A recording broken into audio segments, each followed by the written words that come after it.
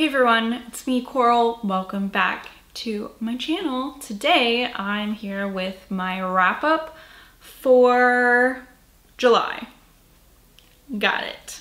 July was an alright month. I'm actually surprised that I ended up being able to read as much as I did because I had a lot of shit going on. So, in total, I ended up reading 7 books this month, which was 2,675 pages, which equals out to about 86 pages per day. This month I read 2 fantasy books, 4 horror books, and a thriller. There was 6 adult novels and 1 young adult novel. I believe they were all novel length, no novellas. One was an audiobook though, so yeah, that's it. So as far as my star ratings go, I had 3 3.5-star books, 2 4-star books, 1 4.5-star books, and 1 5-star book. Let's talk about them. I should probably talk about my Bloody Beach read-along books first. The first one I read this month was Kill River by Cameron Roubique. This is a story about kind of a ragtag group of kids who are at summer camp together, and they really don't like their camp counselor, and a couple of them get into trouble and they decide that they're just gonna run away and go home because they don't want to spend the rest of the summer having to clean up, having like kitchen duty and like icky gross camp chores. So they steal a raft from their camp. They're trying to raft to the part of the river where they'll be close to the road that takes them away from the camp, I guess, back into the town that they live in. And they get lost. And they end up stumbling across this really like kind of cool looking water amusement park, but there is nobody else there. It's kind of like uncanny valley, like you know something's not quite right, but they're not sure what is wrong about it. Like the park is maintained beautifully, the rides are there, but there are no people at all. So it's very strange. And the main character, Cindy, thinks that she's been seeing kind of like the figure of a man, like, you know, like in her periphery. And it turns out that maybe they aren't alone in the park. I ended up giving this 3.5 stars. I liked a lot of it. I really thought that the deaths in this were great. It very much read like a really campy slasher film, which typically I don't really love slasher films that much because it's like, I don't know. I like to have a little more psychology behind everything, I guess. Like, why is this person killing all these people? It's not really fun to me if it's just like a crazy guy killing people. But I ended up really liking this despite it seeming a lot like I said, a slasher film. This takes place in the 80s, so there's a lot of pop culture references, a lot of references to music that was released in the 80s, which I'm not an 80s baby, but my mom grew up, I mean, her formative years were in the 80s, so I know I could recognize a lot of these songs and the references that they had in this book. So that was really fun. I think my biggest complaint about this though is that it just, the pacing was kind of off. I felt like we didn't really get to the bones of the story, the meat and the bones, until almost halfway through. And while like reading about the kids being in summer camp was interesting, I was always like, okay, come on, like when are we gonna get to something? You know what I mean? So it took a long time to get to the good parts, which kind of was, I don't know, a little bit disappointing. I did think that this was a really great embodiment of summer horror though. I mean, they're in a water park. They're at a water park. How much more summery can you get than that? And also, you know, summer camp too. So this was a great summer read, I think. I just felt like maybe it could have been edited down a tiny bit, but it was still good. I gave it 3.5 stars. Next, I read I Call Upon Thee by Ania Ahlborn.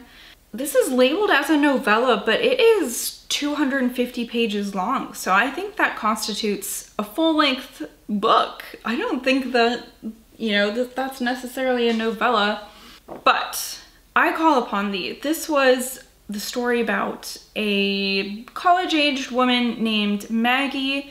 She has kind of a traumatic past. You learn that both of her parents have died recently, you know, within the past decade. And at the very beginning of the story, she gets a call from her oldest sister saying that their middle sister, her name is Bryn, has killed herself. And Bryn is, I think, 25 in this story, so she's very young, and it is obviously just like really just it's some sort of way to start out a story, I guess. So a lot of this story, it goes between the events of her past and also the present, where she has gone back home to Savannah, Georgia, which is such a fucking beautiful place if you've never been there. And I think having been there before, it helped me like visualize the setting really well. And I mean, as we know, some of these older southern towns, there's like those big trees, there's the Spanish moss like hanging down from everywhere, there's old buildings. It's kind of ghostly and creepy in itself. So she goes back to Savannah to help her sister plan for their sister's funeral, which is awful. And it's also taking place during a tropical storm, so I think that just adds to the mood. Like, it's gotta be dark, windy, wet in Savannah, Georgia. So it's like, I don't know, what a great setting for a book. Maggie thinks that the death of her family members might be linked to something that she had done in her past. And I don't know if I really want to give that away, because it's really weird and good. And there is a lot of foreshadowing that I didn't pick up in the beginning of the book, which I think is the best kind of foreshadowing. Like, it was just really subtle and kind of insidious, and you know, getting to the end of the book and being like, oh man, that's what that was about. I really love that feeling, and I think Ania Ahlborn did that fucking spectacularly in this. The one thing I didn't really groove on was the ending. It felt like there was all this like really great tension and buildup, and it was very spooky. And then the end, it wasn't bad. It wasn't what I would have expected with how the atmosphere in the book had been so far, if that makes sense. It was like, it was a little quick for my liking, and it wasn't as spooky as I thought it would be, but I really liked this anyways. I ended up giving it 4 stars. This was kind of a nice pick-me-up after reading Ania's latest release, which I didn't like so much because I didn't think that it had some of her awesome writing skills with, you know, how she does her characters, how she always has these really great doomy, gloomy settings and stuff like that. So this, I Call Upon Thee, definitely had that, and it was really just fun to read. And now I would love to talk about We Sold Our Souls by Grady Hendrix. This fucking book, oh my god, this book, I don't even know what to tell you about this. It is the story of kind of a washed up has-been guitarist named Chris. She was part of a band in the late 80s, early 90s that were like just on the way to like make a breakthrough, you know? And something happened, their band broke up, and she's like really honestly, you know, years and years later, not really sure what happened. And the events surrounding the breakup are like really just not clear in her head still, and she doesn't know why. But the lead singer of the band that she was in ended up going on to be basically like a rock god. And he's about to do his farewell tour, and she wants to confront him and figure out like what happened and why. A big part of that also is that she legally is not allowed to basically make music anymore. She's not allowed to play any of the music that she wrote for the band, which was all of it, and stuff like that. And it's just really, really hard for her. She's working a really menial job back in her small Midwestern hometown. She's like 45. She's too old to be doing this kind of shit. And she just wants to figure out what happened. And I think that's all I should tell you about this. I don't want to spoil anything because this was such a phenomenal book. I gave it 5 stars. I really, really, really loved this. It was like heavy metal, like nerdy heavy metal shit. Just kind of like in My Best Friend's Exorcist, all the chapter titles are heavy metal songs. High and Dry, Countdown to Extinction, From Enslavement to Obliteration, just like all this really great stuff. Master of Puppets. And at the end of each chapter, before the other chapter starts, it has these like weird like transcripts of like radio shows and interviews and stuff like that about the ex-lead singer's new band Coffin, about Chris's old band Dirtwork, and just like he just puts so much, Grady Hendrix just puts so much like history into these stories, and it's so crazy and it's so good. And I loved this book. I think it spoke to me a lot, especially because my parents, this was like their scene when they were growing up. So it's like that's, I mean, I was raised by those people. If Chris had a kid, that could have been me, you know what I mean? And I think that, I don't know, it just like spoke to my soul in a way that I can't really describe. It was really good.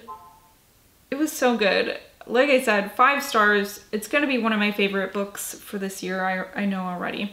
The next book I want to talk about was the audiobook I've listened to this month. It was Two Dark Reigns by Kendare Blake. This was a young adult fantasy book. It's the 3rd book in a series, so I can't tell you a whole bunch about it. But the first book is about this world where there's a queen, and each queen gives birth to a set of triplets at the end of her reign. And the triplets are taken and raised by different like clans kind of. There's the poisoners, the naturalists, so people who can speak to animals, and the elementals, so they have control over like fire, wind, water kind of stuff. The poisoners are cool because they just like can consume tons of poison. Like they're just like popping like mushrooms and getting bit by snakes and all sorts of weird stuff. And so the 3 young queens are raised separately, and then when they turn 16, they have to come and fight each other to the death. The winner obviously becomes the next queen until the end of her reign, where she then gives birth to triplets. The cycle just repeats itself. Okay, so Two Dark Reigns. This is the 3rd book. I've really thought the same thing about all of these books. It's such an interesting concept. I really like the the powers that these young queens have. And I think it's really interesting. I think Kendare Blake is very well written. I like reading her stuff, but I think they've just all been way too fucking long. And there's a lot of just like needless stuff in all of the books so far. So I'm kind of torn on what I think about it. I'm always like, I don't know if I'm going to continue the series, but I have so far. So I ended up giving this 3.5 stars. I didn't think it was bad. I just think it was too dang long. Another thing is that I believe when this came out, it was supposed to only be a duology, and now it's on to the 4th book, and I'm so tired of series doing that. Like, it's okay to wrap it up quickly. I mean, as long as it's good, it doesn't matter if it's only 2 books. I'm probably gonna like it more if it's only 2 books. There's just not enough. It seems like they're just trying to stretch this amount of story into like this amount of books, and it's like, you don't have to do it. It's okay. You don't have to do that. So I don't know. It's a toss-up. 3.5 stars. Next, I would like to talk about The Wastelands by Stephen King. This is the 3rd book in the Dark Tower series. So that means this month I read 2 books that belong to series that I haven't finished yet. Give me a pat on the back for that. Just like Two Dark Reigns, this is a sequel. I can't tell you that much about it. This continues on after the Drawing of the Three. That's all I feel like I should tell you, because not everyone has, I mean, I haven't read all the Dark Tower series yet. There are people out there who haven't read it. This is a long, chunky book. I think I have the same problem that I had with Two Dark Reigns, where it's like some of the stuff here just maybe didn't need to be in there. By the time I got to the end, I was like trying to think of like the main points, the main plot points, and it was like there was only like 3 things that happened in this book. Why is it 600 pages long? I think I liked the end, the like last half of the book much more than the first half. It's just like hard reading this after reading Drawing of the Three, because I liked that so much. I was expecting more from this than I got from it. I gave it 3.5 stars as well. Like I said, it's better than average, but not quite a 4-star read for me, I don't think. So, I don't know. Hopefully, what's next? Wizard and Glass will be better. We'll have to see. Okay. On a lighter note, I read Hunter Shea's Creature, and I really, really liked this. This was so much more than I expected, and I think it had the opposite problem. It's not really a problem, but the opposite problem that the Wastelands did, and that is that so much stuff happens in this book. It's not even 300 pages long.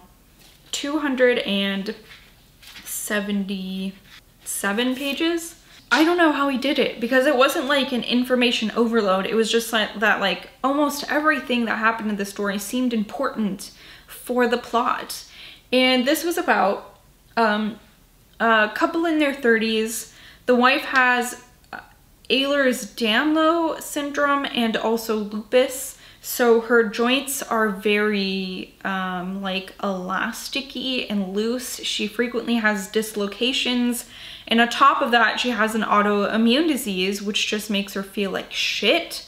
And so she's really struggling. And the husband, he's kind of her caretaker. He also works kind of like a meaningless job, but he feels obligated to stay there because of their health care, and it's like, fucking welcome to America.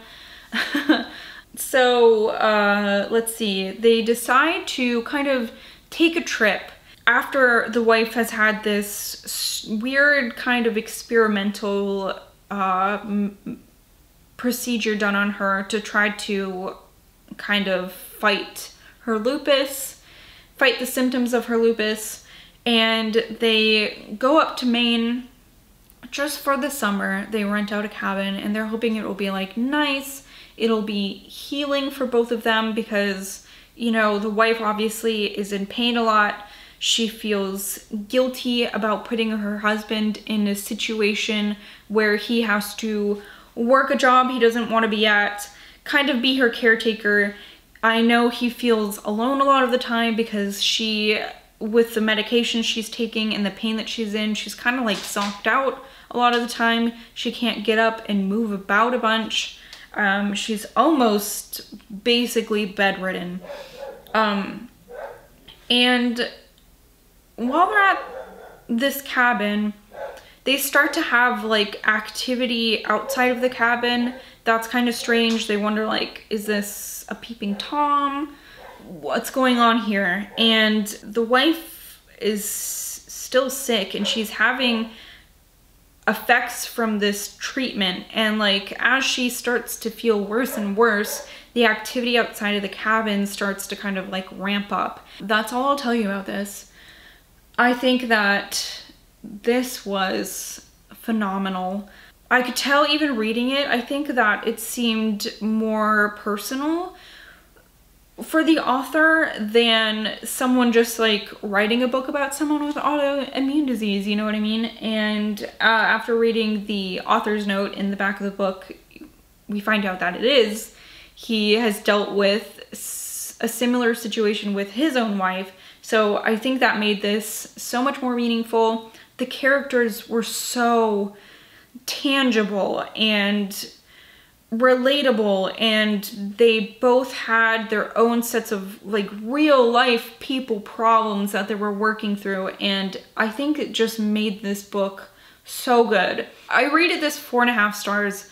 I did, I don't know, ratings are so arbitrary, and I feel like this is so close to being a 5-star for me, especially because the reason I rated it 4.5 is because so much of the story is just their relationship, but I feel like that's so important for how the story, you know, for the path that this story takes. So I don't know, it's so hard to rate books a lot of the time, you know? It was so good, so well written. I'm looking forward to reading everything else Hunter Shea writes. I cannot recommend this book enough. It was so good. So 4.5 stars. The last book I read this month was Halcyon by Rio Youers. And you know what? I'm not going to tell you anything about this because I'm going to be using this for a trope episode I'm doing next month. I will tell you that I gave it 4 stars. I really liked it. It made me feel dread like deep inside my body. And it was really good. So I will tell you more about that next month. And that's what I read in July. Like I said, I'm surprised I actually got so much done because I had family over here from out of state for like a week. I had my birthday, I had my daughter's birthday, so like I planned and executed a birthday party, and it was just kind of a busy month. I feel like summer's been a lot more busy than I expected it to be, and I'm not mad about it. Thanks for watching, everybody. Leave me a comment, let me know if you've read any of these, if you've enjoyed them, if you have not. Let me know if you did the Bloody Beach read-along this month. I'd really love to know what you thought about Kill River and I Call Upon Thee. Super curious about that. Also, if you, you know, did a video for any of that, I would love to watch it. So go ahead and let me know in the comments, and I will see you guys later.